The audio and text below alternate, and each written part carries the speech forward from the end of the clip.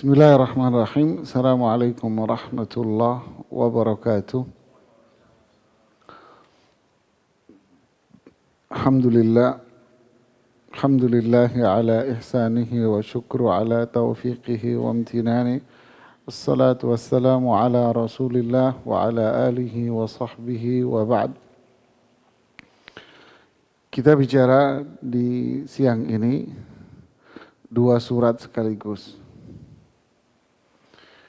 Kita bicara surat Al-Fil dan surat Quraisy. Karena dua surat ini bicara satu tema besar. Para ulama tafsir mengatakan dua surat ini adalah kenikmatan yang Allah berikan kepada Quraisy. Dua-duanya berkaitan dengan Quraisy. Siapa Quraisy ini? Quraisy ini suku yang sangat besar sekali. Dan suku inilah yang mendominasi pendudukan kota Makkah. Mereka berasal dari suku namanya Kinana. Kinana lahir dari Adnan. Ini alurnya, jalur muaranya. Jadi Quraisy itu suku besar sekali, marga istilah kita ya. Sangat besar sekali. Mereka terlahir dari keluarga besar namanya Kinana. Kinana terlahir dari keluarga besar namanya Adnan. Adnan keluarga terlahir dari Nabi Ismail. Alurnya begitu. Nah, suku Quraisy melahirkan banyak marga-marga, akhirnya terpecah menjadi beberapa lagi. Ada keluarga Abdus Syams. Di situ ada Muawiyah, Abu Sufyan bapaknya, Muawiyah, Utsman bin Affan, itu semua dari Abdus Syams. Lahir pula dari situ keluarga namanya Banu Hashim, yaitu anak keturunannya Hashim. Abdu Manaf bapaknya, anaknya namanya Hashim. Hashim punya keluarga besar. Dari Hashim disinilah lahirlah keluarga Rasulullah Sallallahu Alaihi Wasallam.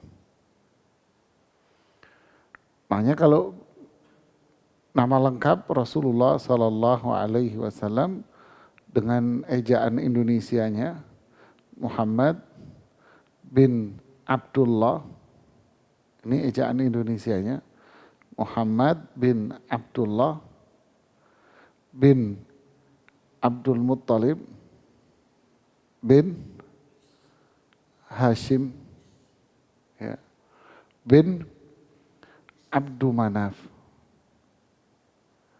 bin Qusay bin Kilab bin Murrah dan seterusnya lah naik ke atas. Makanya Rasulullah SAW dari keluarga dipotong, dipenggal dari Hashim. Lahir dari keluarga Hashim.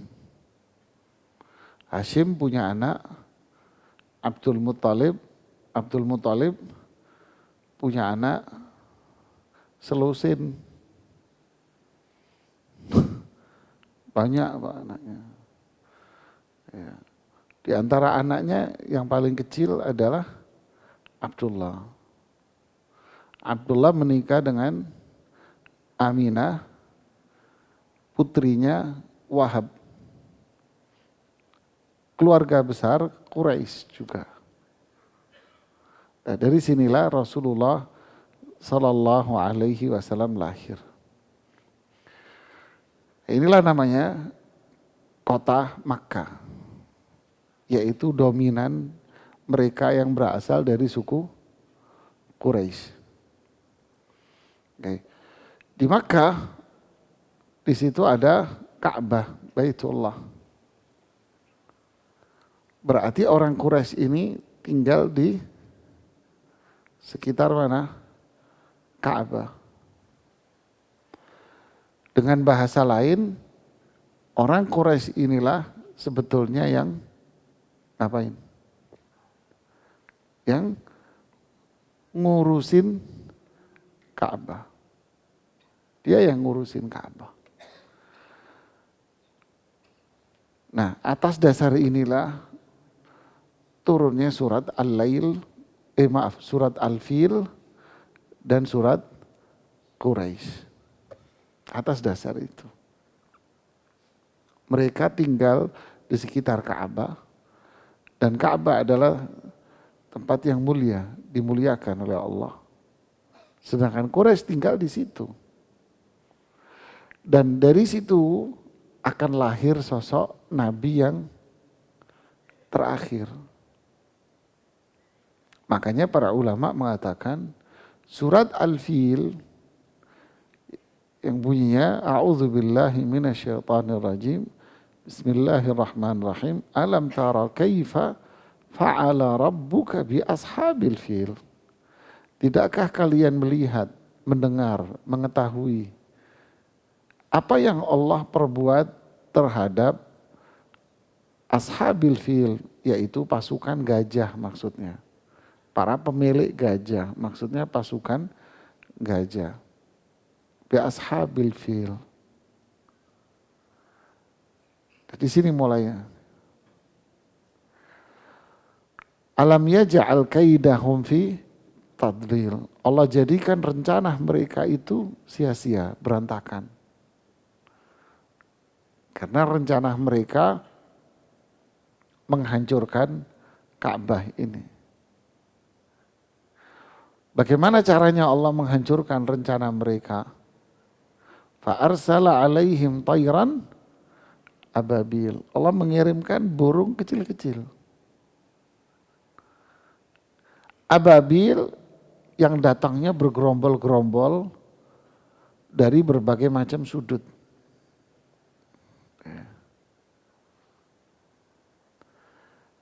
Burung ini tarmihim, melempari mereka bihijara dengan batu min sijil yang membara karena batunya dari api neraka.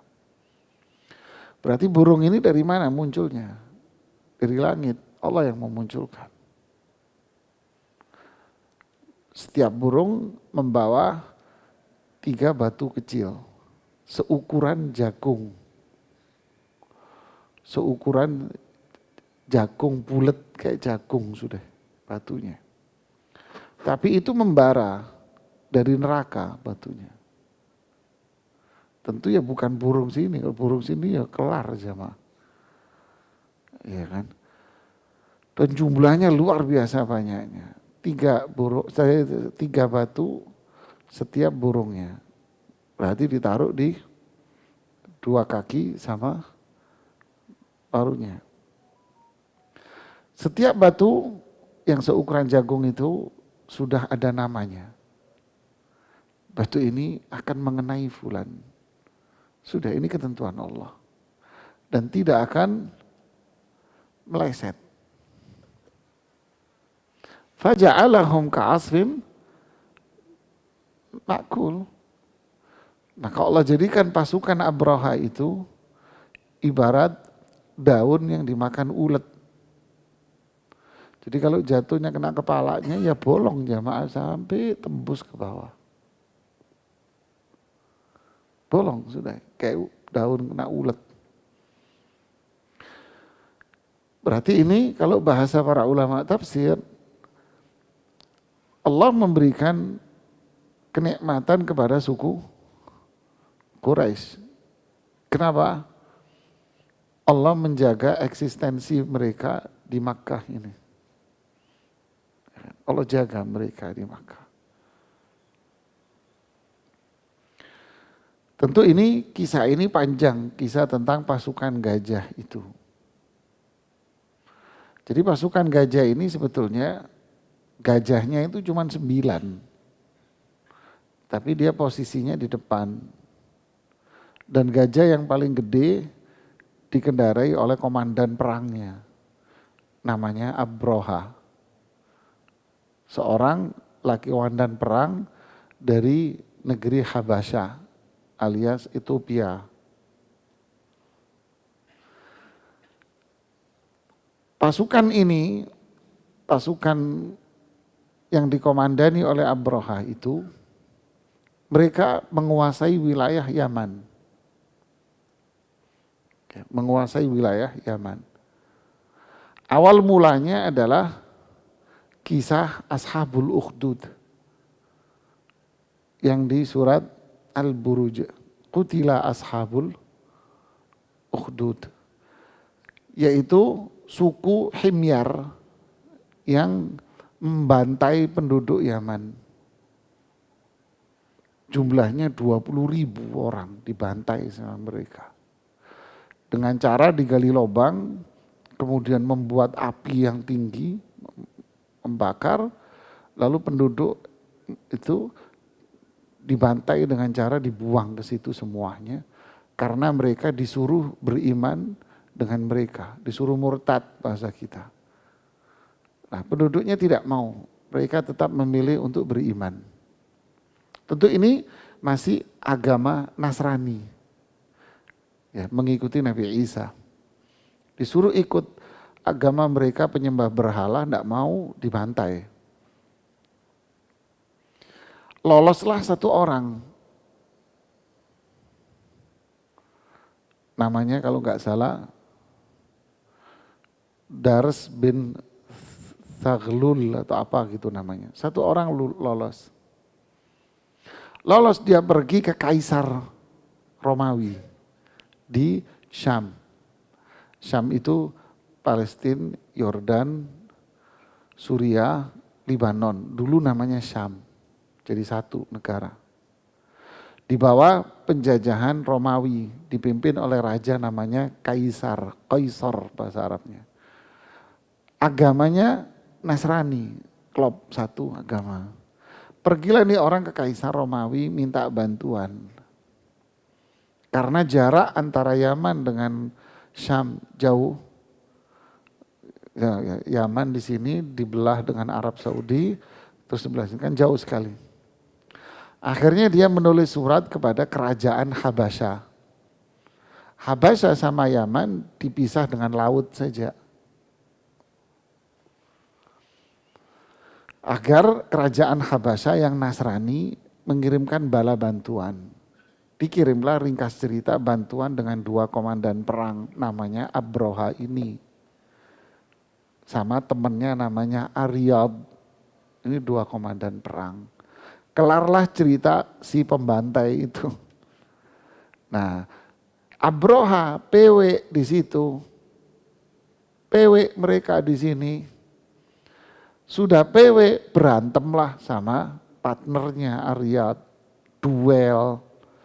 Aryad mati. Enggak ceritain komplit Anda.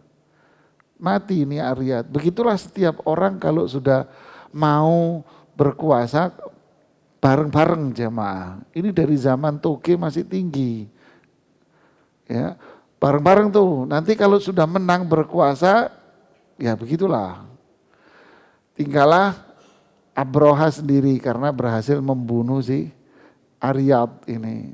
Raja Nasyaji tahu, marah, dikirimlah upeti. Ya, biasalah gitu ya, setoran. Kasih setoran, seneng rajanya, ya udahlah ceritainnya lupa. Begitulah dunia politik dari zaman ke zaman. Udahlah. Jadilah Abroha ini berkuasa. Untuk menyenangkan Raja Habasyah, dia membangun gereja megah sekali. Kata Ibnu Katsir rahimahullah, andai orang ingin melihat lantai atasnya, pecinya mesti copot. Bahasa hiperbolanya gitu. Melihat gini peci Anda akan copot. Itu bahasa hiperbolanya. Setelah terbangun megah, dia kepengen penduduk Arab ini, dia kan Habasyah, Ethiopia, Afrika. Dia pengen orang-orang Arab, yaitu Yaman sama mana, Quraisy, ya, karena kan satu arah.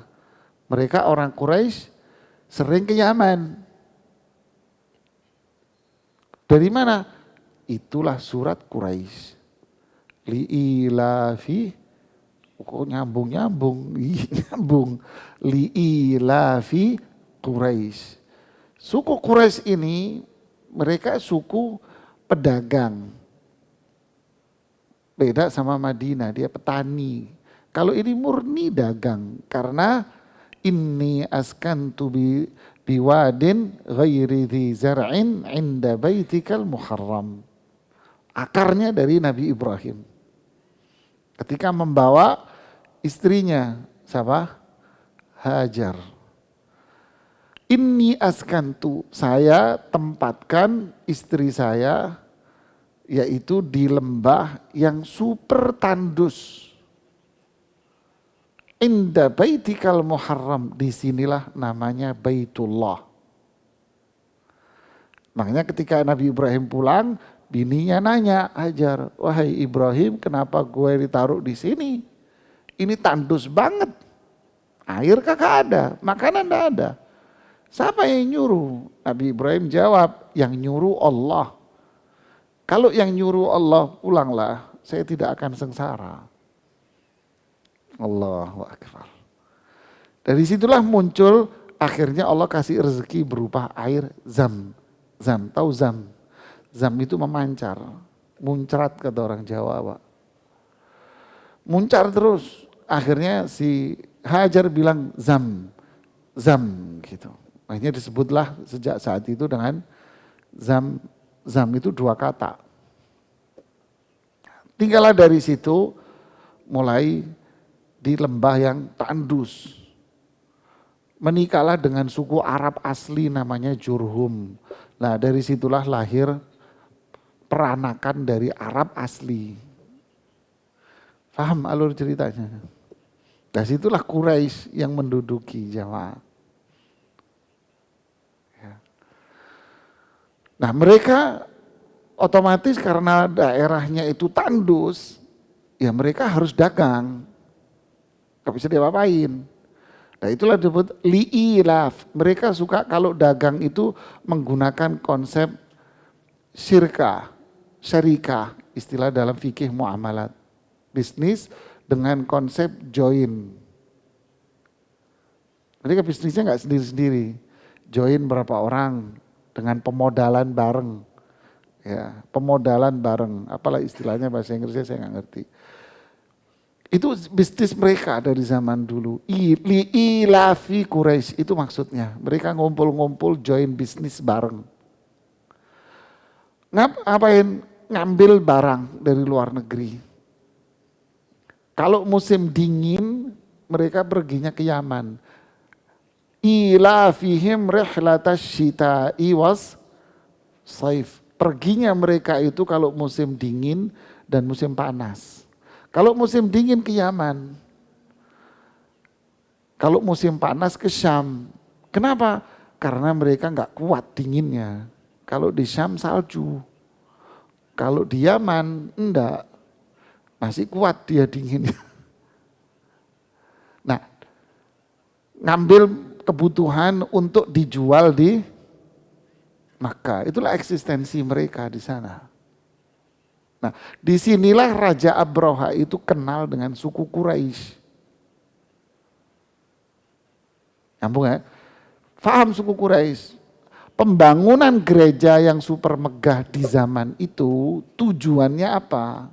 Tujuannya adalah bangsa Arab termasuk Quraisy, Adnan dan sebagainya semuanya agar mereka meninggalkan Ka'bah.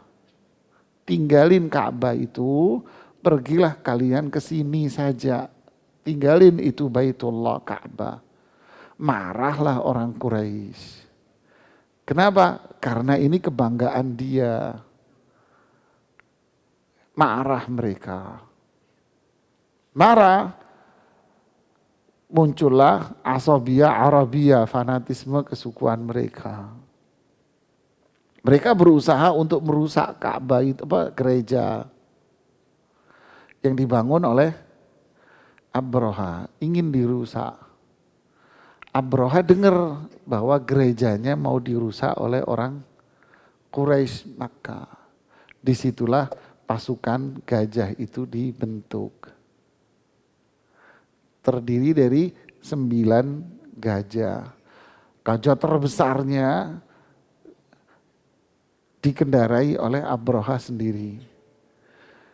Gajah terbesar ini punya nama, diberi nama sama Abrohanya, jangan tersinggung loh ya. Namanya Mahmud.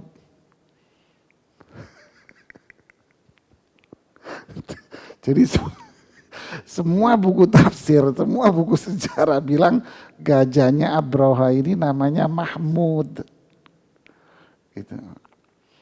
Udah jalanlah menyerang kota Makkah. Ringkas cerita, ketika nyampe di daerah namanya Mughammas. Mughammas ini kalau sekarang yaitu dekat Azizia. Kalau Anda pernah umroh atau haji, Azizia. Azizia ini ya, ini Gatot Subroto, situ MT Haryono gitu loh Pak. Dekat sekali. Namanya Azizia. Jamaah haji Indonesia ya di situ tinggalnya. Di Azizia ini. Dekat sekali. Istirahat di situ. Akhirnya waktunya untuk melakukan penyerangan ke Ka'bah. Ternyata si Mahmud ini nggak mau. Ketika diarahkan ke timur dia jalan. Diarahkan ke barat dia jalan. Pulang ke Yaman jalan. Tapi diarahkan ke Ka'bah dia yabruk, dia duduk, dia nggak mau jalan. Karena ikonnya dia, kalau dia jalan, semua pasukan ribuan itu jalan semua. Yabruk, dia duduk di ini pasukan, si gajahnya nggak mau. Disitulah fa'arsala alaihim tayran, disitu Allah mengirimkan burung-burung itu. Ya. Makanya para ulama mengatakan ini nikmat yang Allah berikan kepada siapa? Quraisy. Allah jaga eksistensi mereka. Kehidupan keamanan mereka dijaga. Satu. Yang kedua, daerah mereka tandus. Allah mudahkan bagi mereka untuk berdagang. Li'ilafi Quraisy ilafihim rihlatasy syita'i was-saif. Terus falyabudu rabb hadzal bait alladzi at'amahum min ju'in wa amanahum min khauf. Lihat, Allah memberikan keamanan buat mereka. Allah yang memberikan aman buat mereka di negerinya. Yang kedua, Allah yang memberikan kesejahteraan eksistensi mereka, kesejahteraan mereka semua ditanggung sama Allah.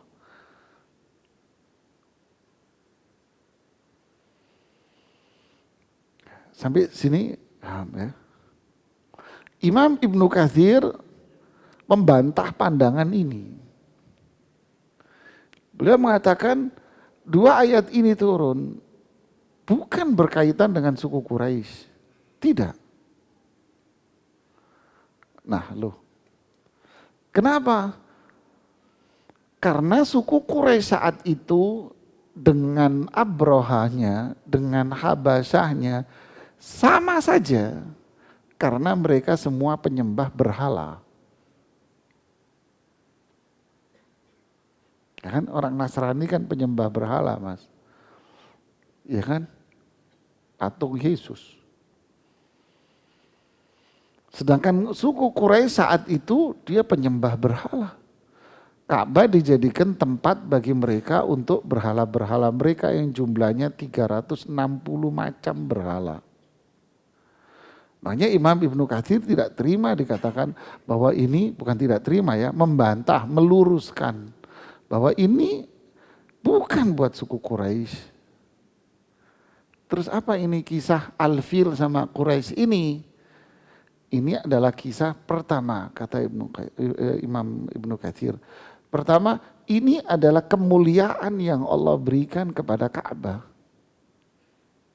bahwa Ka'bah, Baitullah Al-Haram, Masjid Al-Haram istilah sekarang, karena memang dibangun masjid.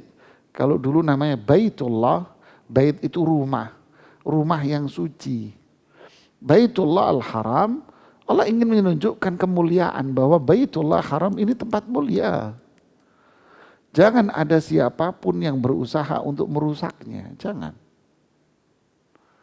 Siapapun yang merusak Baitullahil Haram, nanti urusannya sama Allah. Dan ini pernyataan Ibnu Katsir ini didukung dengan pernyataannya Abdul Muthalib,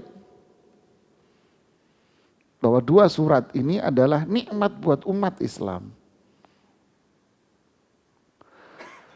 Jadi Abraha ketika sampai ke Makkah, Abraha ini selain mau menyerang, dia merampok juga. Setiap kota yang dia lewati dirampok sama dia. Ketika masuk Makkah, termasuk yang dirampok itu adalah 200 ekor unta. Kebetulan 200 ekor unta itu milik Abdul Muthalib. Disamperinlah sama Abdul Muthalib di tempat peristirahatannya di Mughammas. Abraha sempat aneh, dia berpikir dengan logikanya dia, wahai Abdul Muthalib, kamu itu kepala suku yang egois.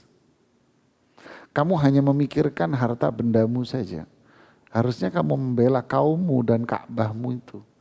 Bukan mau meminta hartamu, logikanya dia. Abdul Muthalib punya jawaban. Jawabannya apa?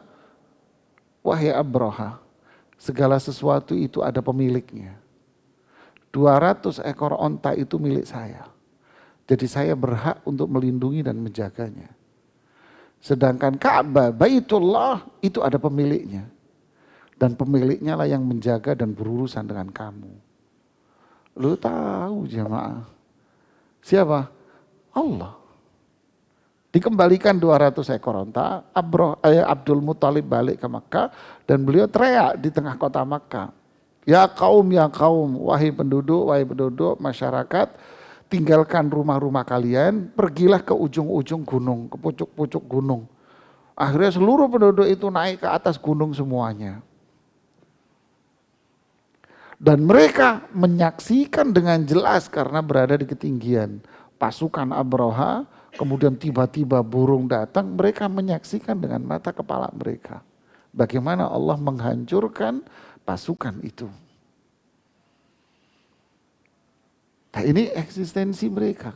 Wa amanahum min, Allah kasih ketenangan mereka, tentrem jiwanya, kotanya. Tidak ada yang berani menyerang situ. Urusannya sama Allah. Berarti surat ini dan dua surat ini adalah apa? Menunjukkan kemuliaan apa itu? Baitullah. Kemuliaan Ka'bah ini. Ini kemuliaan Ka'bah. Allah jaga. Dan ini persis seperti hadis Rasulullah sallallahu alaihi wasallam riwayat Imam Muslim. Yaghzu jaisun al-Ka'bata. Nanti di suatu hari, ini Rasulullah SAW mukjizatnya beliau, nanti di suatu hari akan muncul pasukan perang yang akan menyerang Ka'bah. Nanti akan ada pasukan yang menyerang Ka'bah, Mekah itu akan diserang. Fa'idha kanu bibaida'a, ketika pasukan ini di tengah perjalanan, di tanah lapang kata Rasulullah SAW, yukhsafu bi awalihim wa akhirihim. Allah bikin tanah, daratan yang mereka lalui itu terbelah dan mereka akan ditenggelamkan, baik yang pertama sama yang terakhir semua ditenggelamin jadi satu sama Allah. Lalu ditutup lagi tanahnya. Nanti akan muncul itu kata Rasulullah SAW.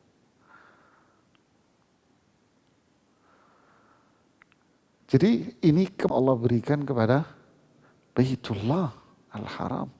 Mulia ini tempat. Abraha nyerang, Allah habisin. Jangan macam-macam, ini Ka'bah ini. Yang kedua, ya, Kenapa itu semua terjadi? Abroha dihancurkan, penduduk Quraisy diberikan eksistensinya, diberikan kesejahteraannya oleh Allah. Kenapa?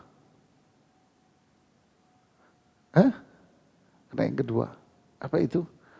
Karena akan lahir di tengah mereka Nabi dan Rasul yang terakhir dan paling mulia. Makanya kalau kita dulu ditanya, Rasulullah SAW lahir di tahun apa? Tahun gajah. Ya sebetulnya hati-hati jangan ngomong tahun gajah begitu. Nanti akhirnya hampir mirip dengan tahunnya orang Cina nanti. Maksudnya tahun di mana pasukan gajah menyerang. Itu disimpel, diringkes kan gitu jamaah. Nah, nyambung ya. Kenapa semua ini terjadi? Alam tara kaifa fa'ala rabbuka bi ashabil fil. Kemudian Allah lanjutkan di surat Quraisynya. Li ilafi Quraisyin ilafihim rihlatash syita'i was saif. Bisnisnya mereka dimudahkan oleh Allah untuk mendapatkan kesejahteraan ekonominya. Allah arahkan mereka untuk dagang biar eksis di situ, biar hidup, biar sejahtera. Makanya ujungnya alladzi at'amahum min ju'in. Biar mereka enggak kelaparan, biar sejahtera. Dan aman, enggak ada yang berani menyerang. Makanya zaman itu satu-satunya kota yang bebas dari kekuasaan negara manapun. Ini, kota ini jemaah. Kota yang lain enggak, semua di bawah penjajahan. Makkah paling amannya kota. Madinah perang suku gak kelar-kelar. Perang sendiri dalam kota. Antara suku Aus dengan suku Khazraj. Puluhan tahun mereka perang gitu di dalam kotanya. Kota yang lain antara di bawah kekuasaan Kaisar Romawi, yaitu wilayah Syam, nyebrang wilayah Mesir,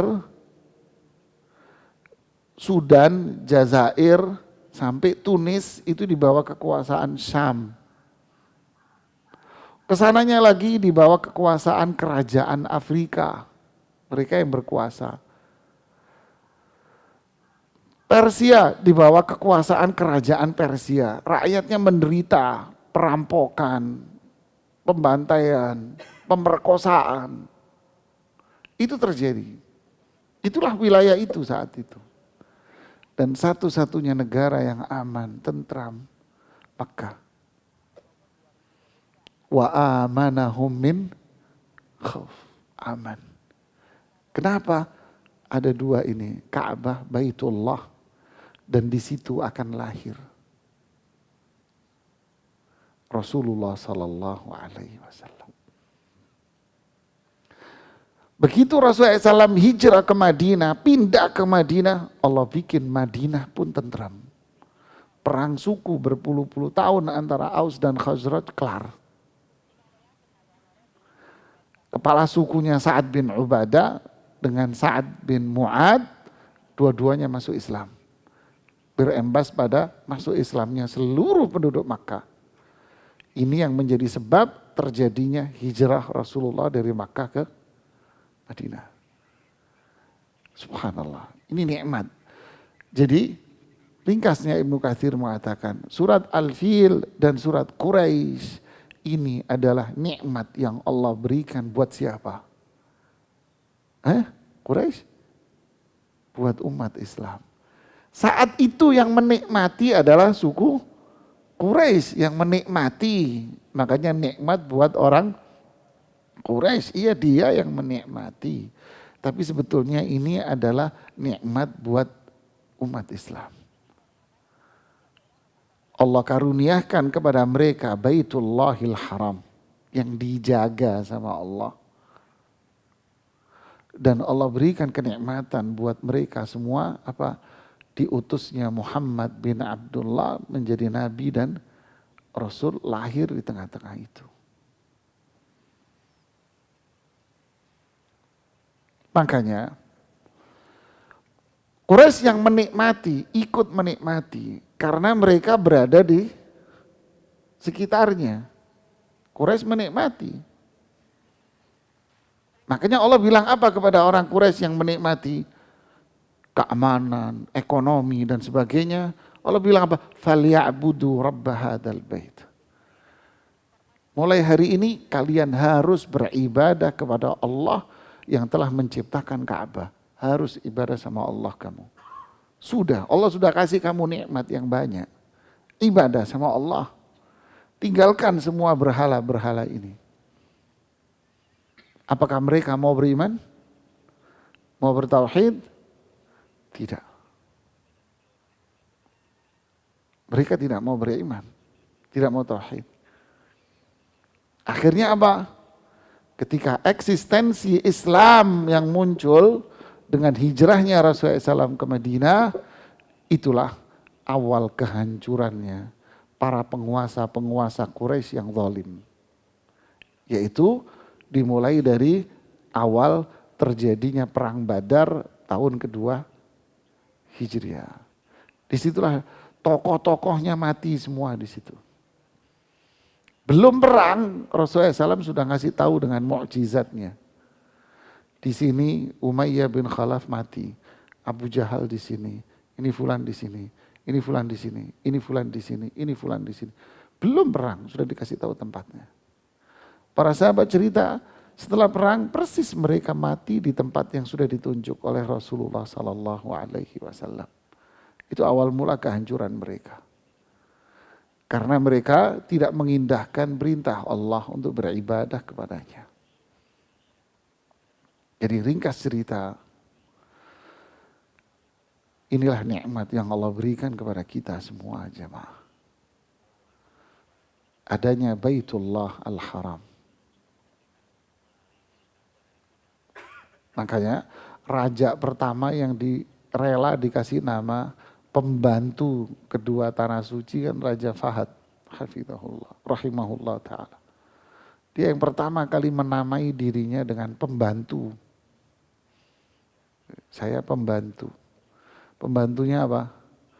Pembantunya Ka'bah sama pembantunya Masjid Nabawi.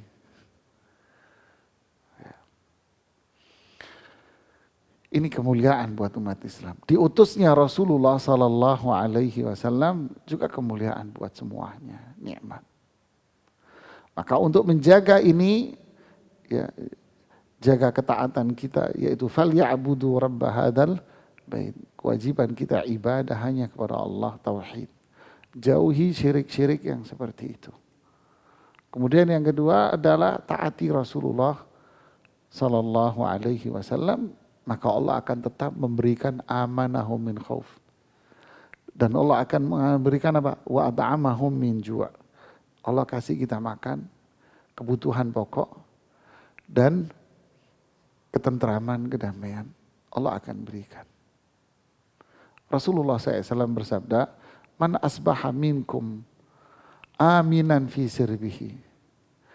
Man asbaha minkum mu'afan aminan fi sirbihi lahu kutu yaumihi faka'annama hizat lahu dunya.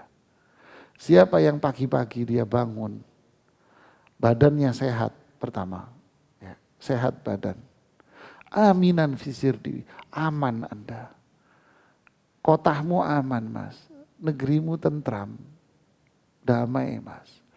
Tidak pernah dengar suara bom, tidak pernah suara tembak-tembakan. Dengar sih tembak-tembakan di belakang rumah saya. Ya, sebulan sekali, sebulan dua kali tembak-tembakan di rumah saya. Apa itu? Militer yang latihan nembak. Kan karena rumah saya dekat tempat mereka kan. Aminan, tenang, damai. Lahu kutu yaumihi, makanan Anda ada. Hari itu ada sarapan, makan siang, makan malam, ada. Rasulullah SAW bilang apa? Faka'annama hizat lahud dunya. Seolah-olah dunia itu milik Anda, mas. Man amila salihan min dzakarin aw untha wa huwa mu'min falanuhyiyannahu hayatan thayyibah. Di surat An-Nahl Allah mengatakan, siapa yang beramal saleh dan dia beriman, laki maupun perempuan, Allah kami yaitu Allah memberikan kehidupan kepada dia, hidup yang bahagia. Falyabudu rabb hadzal bait alladzi at'amahum. Allah yang ngasih makan kita, memenuhi kebutuhan pokok kita, wa amanahum, yang bikin rasa aman.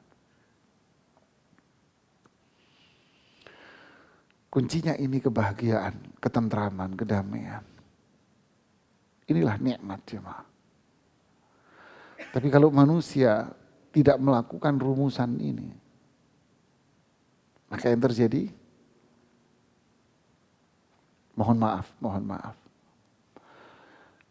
Binatang di hutan pun mereka menikmati jemaah. Ya, monyet pun bisa makan pisang setandan. Harimau pun bisa makan daging seekor. Tapi mereka siapa? Binatang. Paham maksud saya? Abu Jahal juga kaya raya kok Pak. Penguasa Abu Jahal. Ditambah lagi yang ketiganya darahnya biru Pak. Birunya dongker lagi Pak. Tapi Abu Jahal Mas.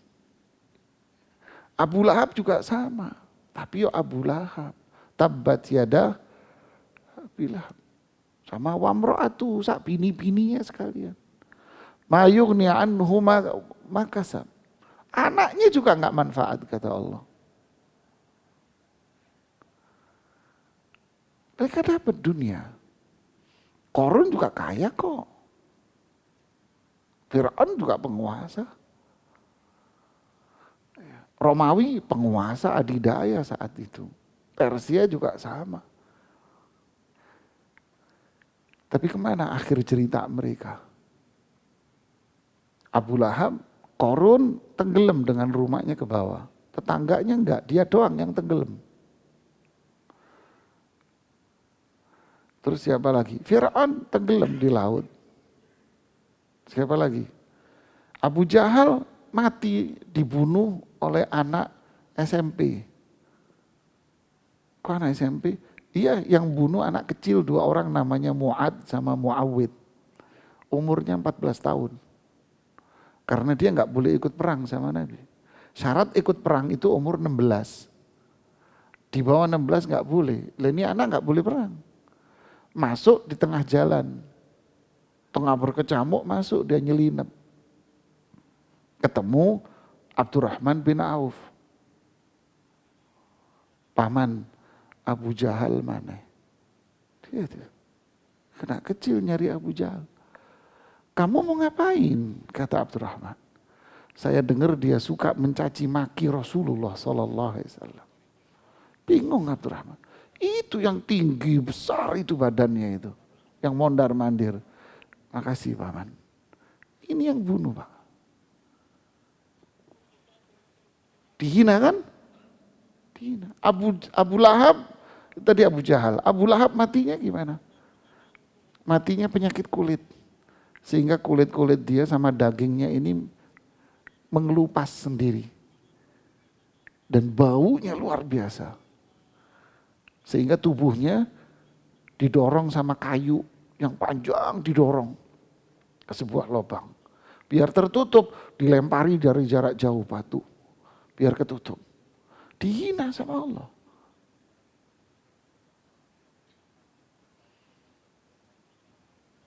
Habis ceritanya mereka ini. Begitulah jemaah.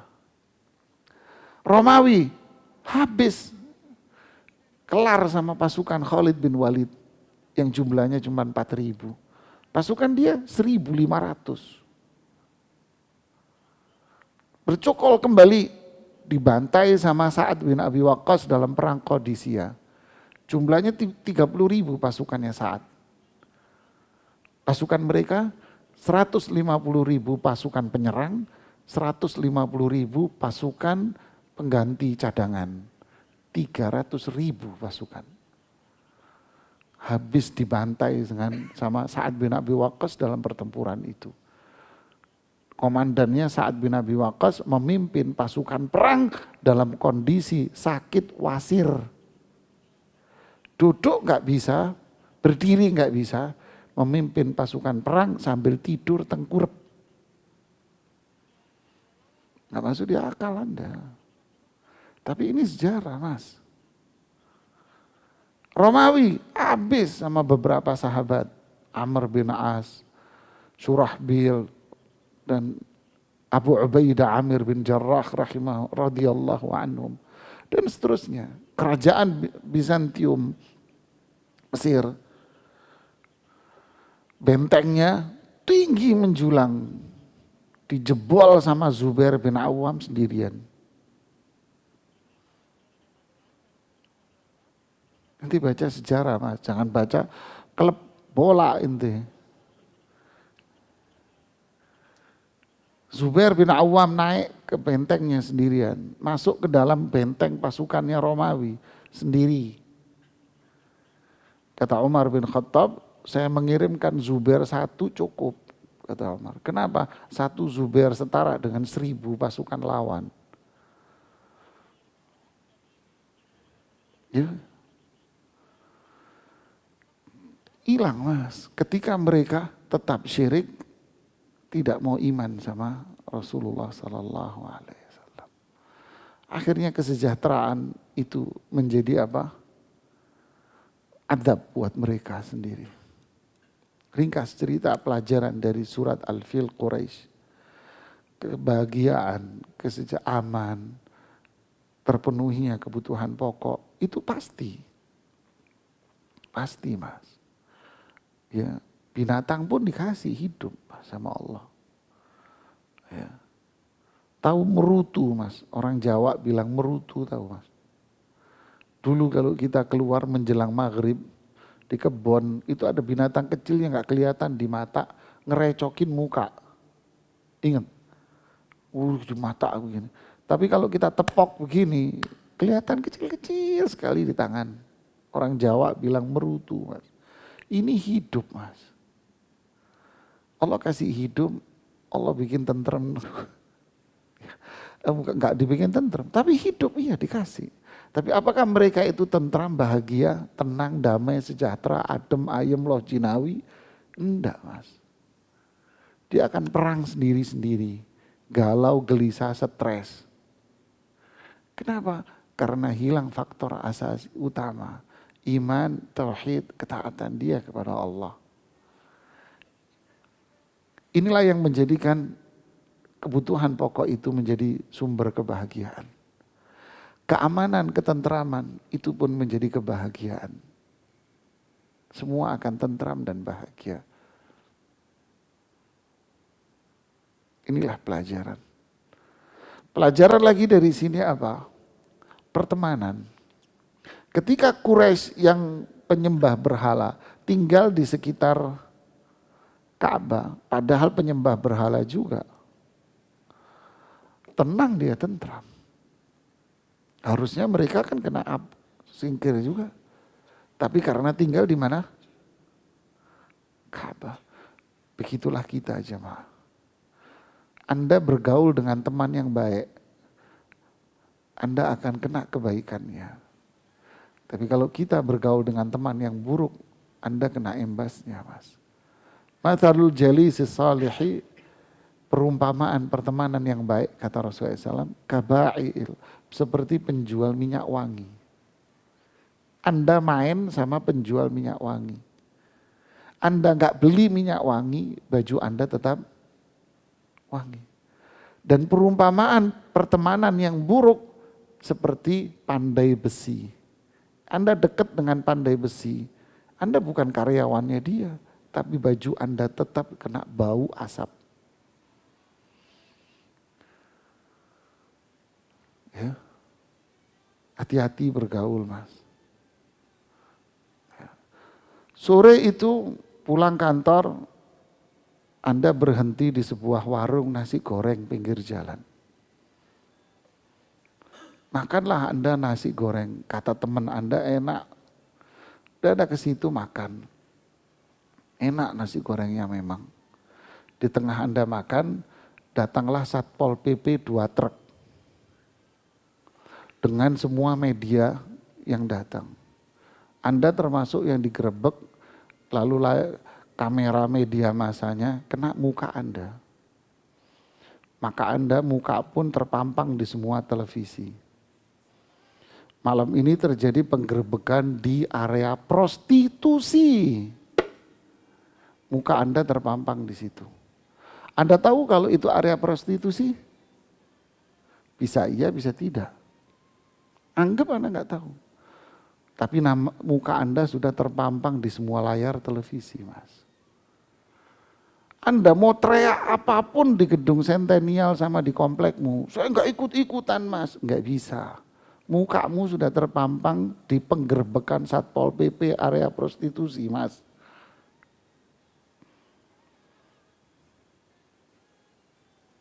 Ini contoh.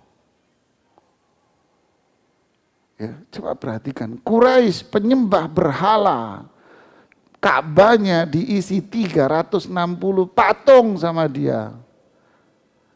Tetap Allah jaga. Kenapa? Tinggal di dekat Ka'bah. Ada waktunya hancur juga nanti. Begitulah sebuah pertemanan, Mas. Hati-hati Anda. Dulu tak kenal yang namanya narkoba. Bentuknya nggak tahu. Modelnya nggak tahu, Mas. Tapi karena teman, jualnya di mana tahu Anda? Gara-gara siapa? Teman, Mas. Begitulah seterusnya. Hati-hati, Mas. Hati-hati. Ya.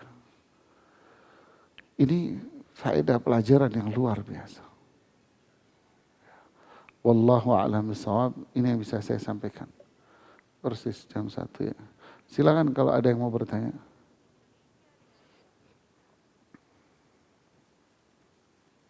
Silakan, Mas.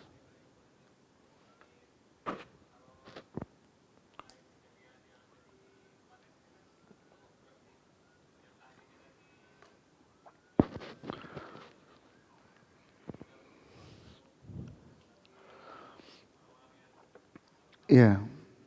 Bagaimana kejadian yang di Palestina? Yang jelas Allah sudah mengatakan bahwa kaum Yahudi walaupun didukung oleh banyak negara-negara adidaya.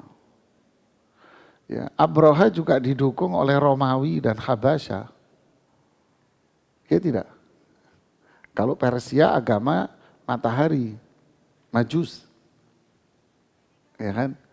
Didukung oleh kerajaan adidaya besar saat itu. Tapi kalau Allah sudah menurunkan kehendaknya mau apa? Ya, Persia juga hancur kok dengan pertemuan para sahabat. Romawi sama kelar walaupun kekuatan tak seimbang. Allah mengatakan duribat alaihimudz zillatu aynama thuqifu. Mereka Yahudi ini akan berada dalam kondisi hina. Aina mathuqifu, lihat kalimat ini, indahnya firman Allah. Dimanapun mereka berada. Tuh, Mas. Siapapun yang dukung dia. Kita harus yakin itu.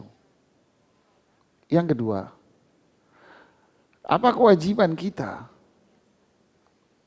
Ya kan? Kewajiban kita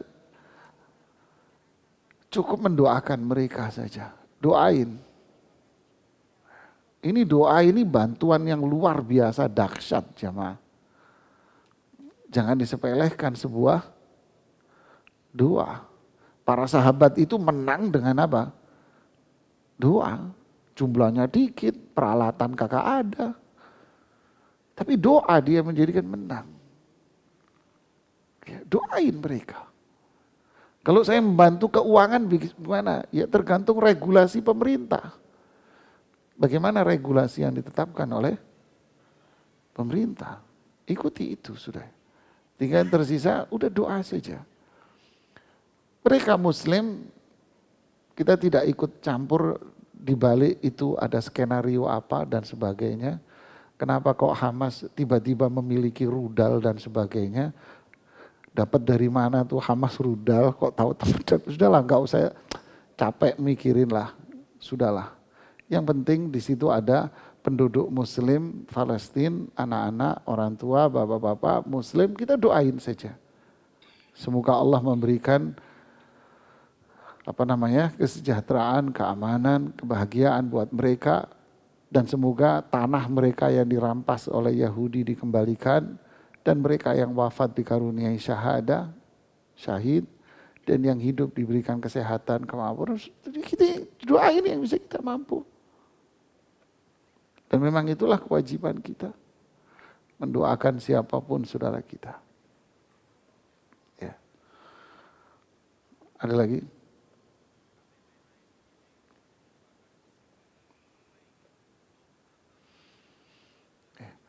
Cukup, ini yang bisa saya sampaikan. Mohon maaf jika ada kekurangan, kesalahan dari diri saya. Subhanakallahumma bihamdik.